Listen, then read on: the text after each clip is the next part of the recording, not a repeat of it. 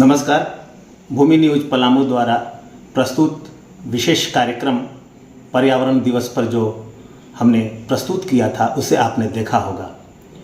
उसी कड़ी में आज हमने पर्यावरण और जीवन कार्यक्रम के तहत हम दूसरी कड़ी बनाने जा रहे हैं। तो दूसरी कड़ी इसलिए बनाने का हमने निर्णय लिया है कि पर्यावरण पर लोगों की समझ विकसित हो, हमारी समझ विकसित हो, हम सबों की समझ विकसित हो। तो आज बातचीत के लिए हमारे साथ मौजूद हैं डॉक्टर कौशिक मल्लिक।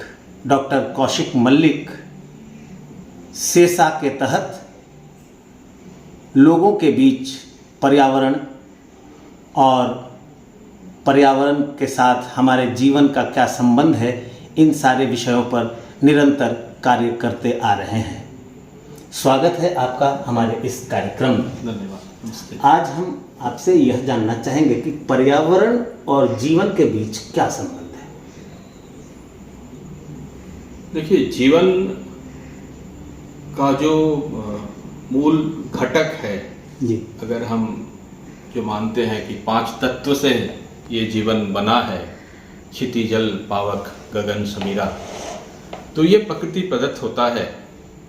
और उसी प्रकार मनुष्य के जीवन में जो 3 मूलभूत आवश्यकताएं होते हैं, रोटी, कपड़ा और मकान, जो मनुष्य के जीवन के लिए, जीवन को चलाए रखने के लिए आवश्यक है, ये तीनों रोटी, कपड़ा और मकान, ये भी पर्यावरण से ही प्राप्त होता है।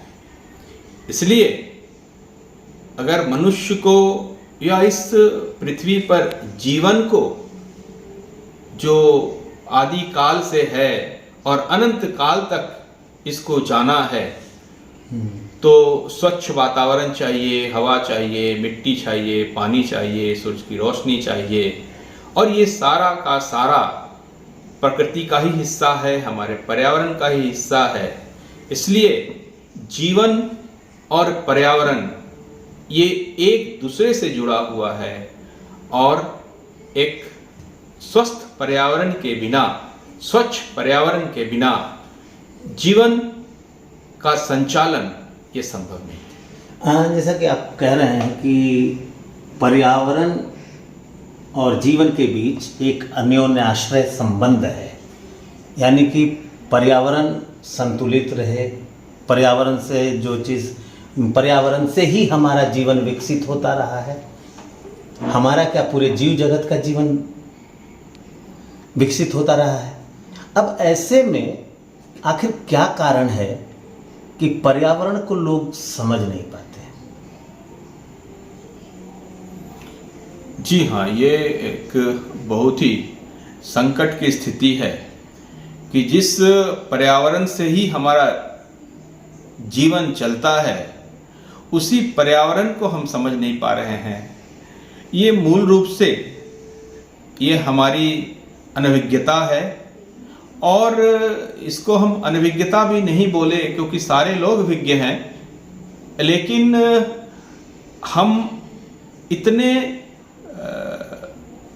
छोटे चीज़ों को समझते हैं या सोच लेते हैं, इतने निकट के चीज़ों को देखते हैं। मतलब हमारा जो सोच है वो उस तक पहुंच ही नहीं पा रहा है कि अगर हमारा पर्यावरण संतुलित नहीं रहेगा तो जो जीवन चल रहा है और जो परिवेश हमको मिला है, वो अगर कल को सुरक्षित नहीं रहेगा तो हमारे जो आने वाली पीढ़ी है वो भी सुरक्षित नहीं रहेगा। तो ये हमारा सोच को हमको विकसित करना पड़ेगा, क्योंकि हम हर व्यक्ति को ये पता है।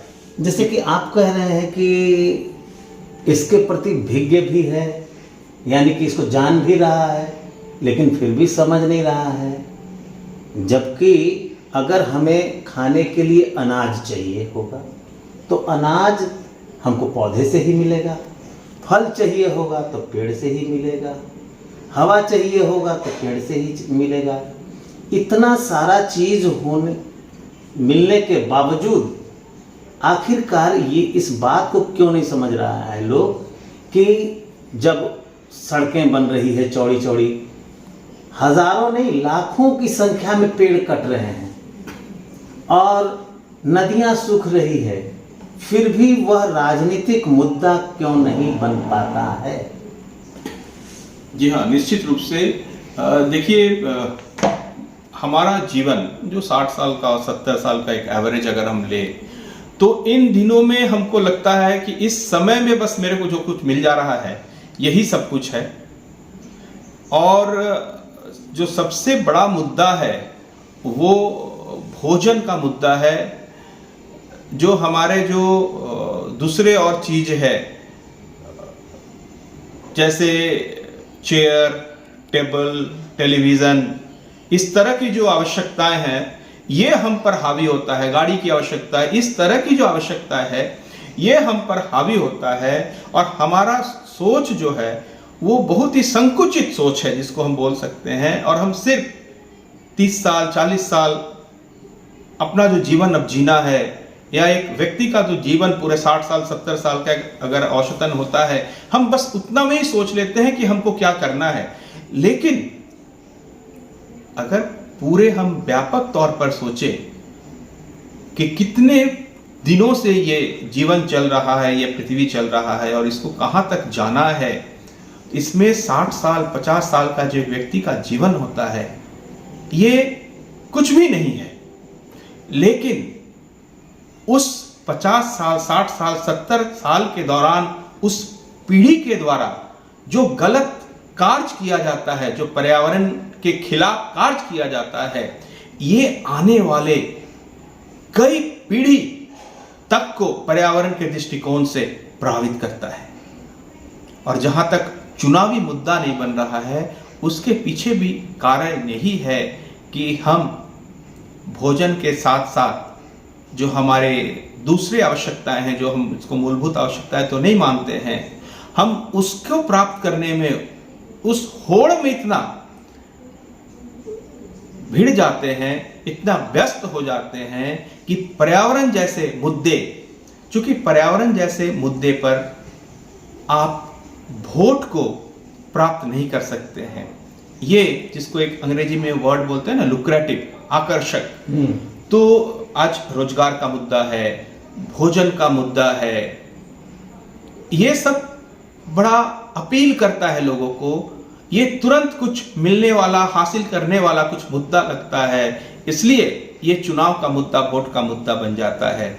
लेकिन चूंकि पर्यावरण के कारण जो हानि हो रहा है ये प्रत्यक्ष रूप से तुरंत दिखता नहीं है, ये अप्रत्यक्ष होता है। और इसको आस्ते आस्ते आस्ते आस्ते ये खत्म होता है, पीढ़ी 2 पीढ़ी 3 पीढ़ी। जब हम अब 70 साल के बीच का गैप को आप देखेंगे कि आज के 70 साल पहले हमारा पर्यावरण क्या था और बाद में क्या होगा, तो आप फिर आकलन कर सकते हैं कि हाँ, पर्यावरण में कितना परिवर्तन हुआ।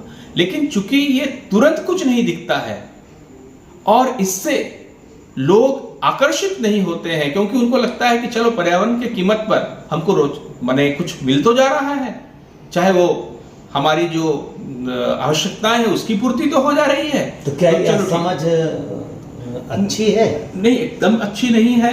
तो इस समझ को विकसित करने के लिए क्या करना होगा? इसके लिए जो सबसे बड़ी चीज है कि जो समाज में प्रबुद्ध जन है जी, पर्यावरण के बारे में लोग तो सब लोग जानते हैं, लेकिन समाज में जो प्रबुद्ध जन है, प्रबुद्ध जन इस तरह से कि जिनकी बातें समाज में मानी जाती है, उन लोगों का एक बहुत बड़ा दायित्व बनता है कि आप समाज में जाइए, लोगों के बीच में जाइए और उनको बताइए।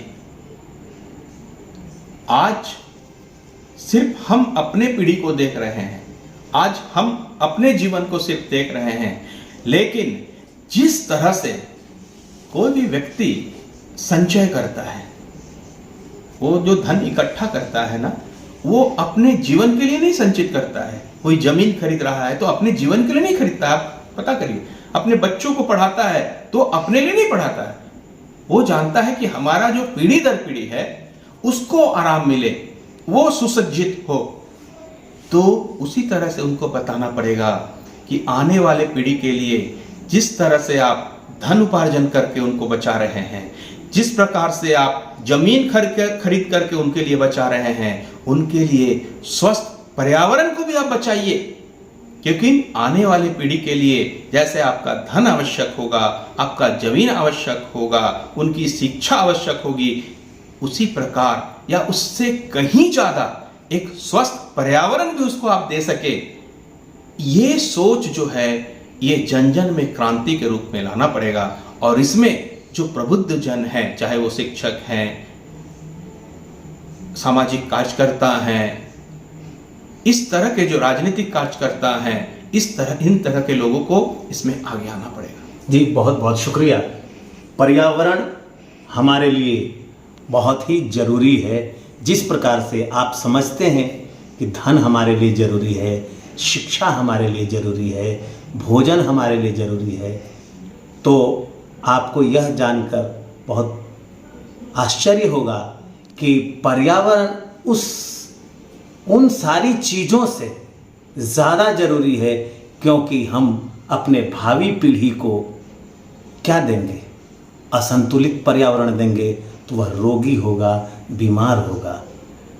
ऐसा अभी कह रहे थे हमारे डॉक्टर कौशिक मल्लिक। इनकी बातों को याद रख के पर्यावरण की बातों पर आप अपने समाज में चर्चा करें। धन्यवाद।